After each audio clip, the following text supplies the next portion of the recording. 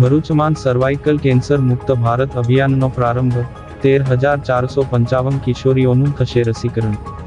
વડાપ્રધાન નરેન્દ્રભાઈ મોદીએ રાજસ્થાનના અજમેરથી ગર્ભાશયના મુખના કેન્સર વિરોધી રસીકરણ અભિયાનનો રાષ્ટ્રીય સ્તરે પ્રારંભ કરાવતા તેના સમાંતર ભરૂચ જિલ્લામાં પણ આ અભિયાનનો ઉત્સાહભેર અમલ શરૂ થયો છે.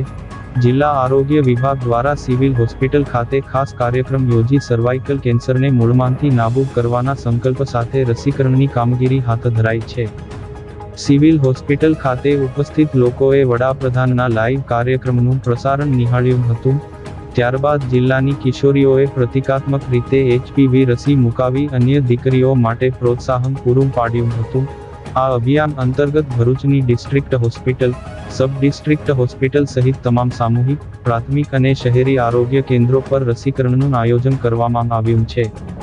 આગામી 3 માસ દરમિયાન ચાલનારા આ અભિયાનમાં જે કિશોરીઓએ 14 વર્ષ પૂર્ણ કર્યા હોય તેવી અંદાજિત 13,455 દીકરીઓને સુરક્ષિત કરવાનો લક્ષ્યાંક છે. શાળાએ જતી દીકરીઓ ઉપરાંત શાળાએ ન જતી કિશોરીઓને પણ નજીકના કોલ્ડ ચેઇન પોઇન્ટ પર રસી આપવામાં આવશે.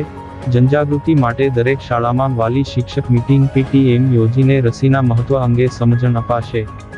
મુખ્ય જિલ્લા આરોગ્ય અધિકારી ડોક્ટર HS પટેલ અને આરોગ્ય વિભાગની ટીમ દ્વારા સ્વસ્થ દીકરી, સુરક્ષિત ભવિષ્યના મંત્ર સાથે તમામ વાલીઓ, શાળા સંચાલકો અને સામાજિક અગ્રણીઓને આ અભિયાનમાં સહકાર આપવા અપીલ કરવામાં આવી છે. આ પ્રસંગે આરોગ્ય કર્મચારીઓ અને મોટી સંખ્યામાં કિશોરીઓ ઉપસ્થિત રહી હતી.